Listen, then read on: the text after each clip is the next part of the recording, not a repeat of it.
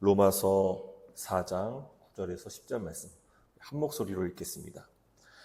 그런즉 이 복이 할례자에게냐 혹은 무할례자에게도냐 무릇 우리가 말하기를 아브라함에게는 그 믿음이 의로 여겨졌다 하노라. 그런즉 그것이 어떻게 여겨졌느냐? 할례시냐 무할례시냐? 할례시가 아니요 무할례시니라. 아멘.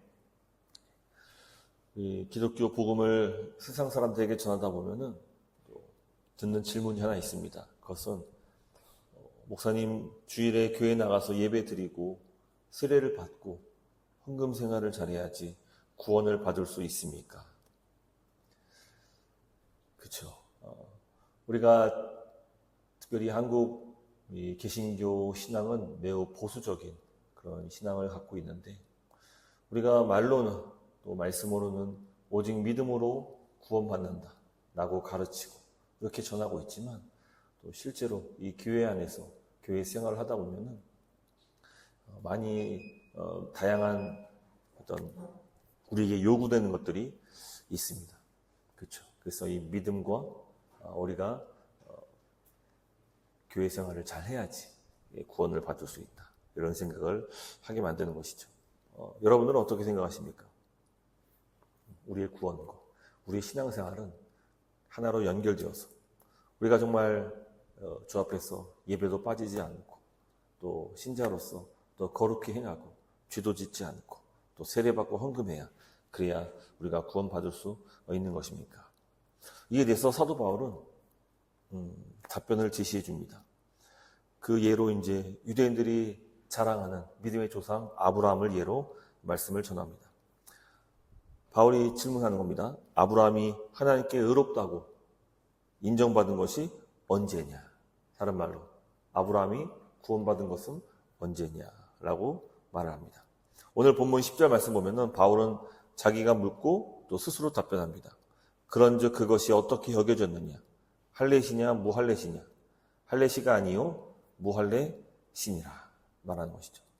그래서 아브라함이 하나님을 믿어 의롭다 하심을 받은 것은 창세기 15장입니다.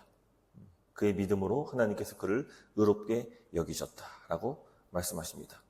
반면 그 아브라함이 할례를 행한 것은 최소 14년이 지난 창세기 17장에 이르러서 그때 이제 할례를 자신도 그리고 온 가족이 받게 됩니다. 그래서 우리는 이 할례가 구원의 조건이 아니라 오직 믿음이 구원의 조건이 되었음을 우리는 이 바울의 논증을 통해서 알 수 있습니다. 바로 무할례시, 할례 받지 않을 때 이미 그가 믿음으로 의롭다 하심을 받았다라고 바울은 선언합니다. 이것이 바로 우리 기독교의 복음의 대전제가 됩니다. 구원은 우리가 어떤 종교적인 의식이나 예를 들면은 뭐 할례를 받는다든지 세례를 받는다든지 혹은 도덕적인 행위를 하거나 어떤 직분에 대한 보상으로 주어지는 것이 아닙니다. 구원은 바로 자격 없는 자에게 하나님께서 주시는 은혜이며 선물이라고 바울은 계속 말을 합니다. 그래서 오직 믿음으로 하나님께 의롭다함을 받는다 라는 그 중요한 명제 앞에는 무엇이 따르냐면은 나의 공로는 내가 받은 구원에 대해서 아무런 그런 효력이나 어떤 공로를 내세운 것이 없다라는 것을 얘기합니다. 그러니까 우리가 이 믿음 그러면은 내가 믿었으니까 구원받지. 근데 이것도 또 하나의 행위가 됩니다. 이 구원은 그렇게 받는 게 아닙니다. 성경에서 믿음을 강조하는 것은 나의 행위나 공로가 아니라 예수님의 행위와 공로로 말미암아 내가 구원을 받았다는 것을 말하기 위해서 그리고 그 사실을 내가 믿는 것으로 이루어지는 것이지 내가 믿었으니까 내가 안 믿었으면 구원 못 받잖아. 내가 믿었으니까 구원 받잖아. 이것은 내 행위고 내 공로가 됩니다. 이것은 결코 기독교의 복음의 전제가 아닙니다. 그래서 좀 중요한 것은 은혜가 먼저입니다. 은혜가 먼저이자 은혜가 전부입니다. 오직 하나님의 은혜로 자격 없는 나에게 베푸시는 그 은혜. 이것이 우리 기독교의 복음의 대전제가 됩니다. 자, 그러면 세례는 왜 필요한 것인가? 세례식을 받으면서 그 안에서 우리가 물로 씻김 받는 그 세례를 통해서 구원받는다라는 생각을 갖고 있지만 사실은 세례는 우리의 죄 씻음을 보여주는 복음으로서 오늘날 우리가 예식을 하는 것이죠. 특별히 이 세례는 두 가지 종류가 있습니다. 하나는 이제 물 세례가 있고 또 하나는 불 세례가 있습니다.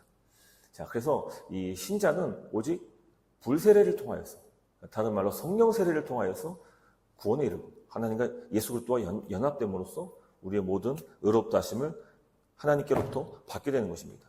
그래서 이 불 세례가 이 성령과 우리가 하나 되는 그 연합되는 그 사건이 우리에게는 구원의 시작이며, 이 세례는 그와 같이 하나님과 성령과 연합된 자에게 이 사람을 이 교회에서 이 사람의 신앙을 확증하며 이 교회 가족으로 받아들이는 그런 예식이 되는 것입니다. 그래서 예식은 구원의 조건이 아닙니다. 정말 세례 안 받고 돌아가신 분들도 있습니다. 근데 그 중에서는 구원받은 사람이 있는 것이죠. 또 여러 가지 사정으로 인해서 세례 받지 못한다 할지라도 세례는 구원의 조건이 아니라 오직 믿음이 우리의 구원의 조건이 되기 때문에 세례와는 무관하게 하나님께 부르심을 받을 수가 있는 것입니다. 자, 그러면 왜 굳이 사람들 앞에서 번거롭게 세례를 하고 교회의 직분을 맡으면서 또 이렇게 교회 생활을 헌신적으로 해야 됩니까? 라고 말할 때 제가 지난주에 주일에 대해 설교했듯이 이 결혼에 대해서 비유를 할 때 우리가 두 남녀가 구청에 가서 혼인신고서 그 도장을 찍으면은 이제 법적인 부부가 됩니다. 그렇죠? 근데 이 법적인 부부가 되었다고 끝이 아닙니다. 그것이 법적으로 효력이 있을지라도 결혼식을 공식적으로 예식을 치르게 됩니다. 그래서 친척들, 지인들 다 불러놓고 검은 머리가 팥불이 되도록 서로 사랑할 것이다. 이렇게 서약을 하면서 세상 앞에서 선포하는 것이 바로 결혼 예식이 됩니다. 다른 말로 이제 결혼 예배라고 하죠. 왜냐하면은 하나님 앞에서 서약하는 것이기 때문이죠. 또 사람들 앞에서 내가 이 부부의 정을 영원토록 지키겠다고 서약하는 것이기 때문에 이제 결혼 예식 혹은 결혼 예배가 되는 것입니다. 세례도 이와 같습니다. 이 세례의 물 자체가 우리의 죄를 씻어주는 어떤 특별한 효능이 있는 것이 아니라 내 마음속에 구원을 받는 그 믿음이 있다면 이제 하나님 앞에 그리고 사람 앞에 공식적으로 내가 이제 과거에 죄된 나의 모든 삶을 청산하고 죄악된 나의 모습을 다 벗고 이제 오직 순결한 예수 그리스도의 신부로 살겠습니다.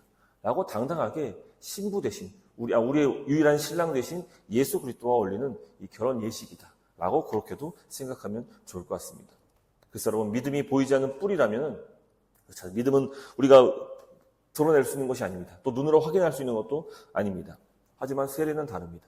세례는 눈으로 드러납니다. 사람들에게 보여집니다. 그래서 우리의 믿음이 이제는 나의 개인적인 사적인 믿음이 아니라 이제 나는 하나님 자녀 백성으로서 공적으로 이 땅 가운데서 앞으로 영원토록 주의 그 순결한 신부가 되어 살아가겠다라는 아주 중요한 공식적인 선언이 되는 것입니다. 그래서 여러분 우리의 신앙이 진짜라면은 우리는 세상 앞에 당당하게 외칠 수 있는 거예요. 나는 하나님 있는 자녀고 나는 구별된 하나님 백성입니다. 라고 얘기할 수 있고 또 말할 수 있고 그리고 세례 받을 수 있는 것입니다. 말씀 맺도록 하겠습니다. 우리가 종종 그리스도인이지만 나의 그 정체성을 숨기고 살아가고자 하는 유혹을 많이 받습니다. 뭐 사업을 할 때도 그렇고 비즈니스를 할 때도 그렇고 여러 가지 사람 만날 때도 그렇고 뭔가 예수 믿는 사람으로서 또 껄끄러운 행동이나 어떤 말을 이렇게 할 때가 종종 있습니다. 그러다 보니까 자꾸만 자기의 신분, 혹시라도 나 때문에 예수 그리스도께서 또 많은 사람들에게 조롱과 비난받을까 봐 또 자신의 어떤 것을 숨기면서 신앙생활 하려는 분들도 계실 겁니다. 그러나 이것은 결코 주님의 뜻은 아닙니다. 물론 예수님께 누가 되지 않고자 하는 그 마음은 귀하지만 그러나 하나님은 우리가 하나님 백성으로 거룩한 자녀로 살아간다는 것을 많은 사람들에게 증거하고 또 그것을 공표하기를 주님이 원하십니다. 그리고 그에 대한 책임감도 나에게 주어지는 것이죠. 그래서 신앙은 절대로 사적인 것이 아닙니다. 내 어떤 신념을 가지고 내가 하는 그런 것도 아닙니다. 이것은 공적인 것이며 그리고 내 삶이 되는 것입니다. 그래서 나의 삶에 침투하여서 이제 예수 믿는 자로서는 더 이상 옛된 과거의 나의 삶이 다시 연결되지 않고 이것은 다 이제 끊어버리고 오직 새 사람으로 거룩함으로 살아가는 그런 모든 책임감 또 믿음 신앙생활이 우리에게 주어지는 것입니다. 그래서 여러분 십자가는 결코 은밀하지 않습니다. 십자가는 은밀하지 않습니다. 만천하의 모든 사람들에게 공적으로 공개되어야 하는 것입니다. 그래서 우리가 세례를 설교 때 얘기했죠. 거룩한 도장을 꽝 찍는 것이다. 여러분, 이 계약서에 도장을 찍으면 도장이 보입니까? 안 보입니까? 보여야죠. 그래야 법적인 효력이 있는 겁니다. 근데 우리 신앙은 마찬가지입니다.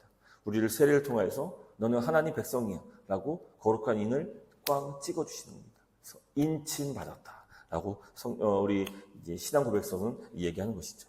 그래서 우리는 더 이상 숨길 수 없는 하나님의 백성이며 하나님의 자녀라는 사실을 믿으시고, 더 나아가서 이 사업터, 직장, 만나는 사람들, 또 가족, 우리 하나님 사람입니다. 나는 하나님 사람입니다. 라는 정체성에 대해서 부끄러워하지 마시고 증거하시고 또 알려주시기를 바랍니다. 그래서 오직 은혜로 구원받은 자답게 이 세상 가운데서도 살아갈 때 당당하게 의의 헌신된 열매를 맺어갈 수 있는, 삶으로서 많은 사람들에게 하나님의 복음의 증거가 될 수 있는 그런 저와 여러분 될 수 있기를 주님 이름으로 축복합니다.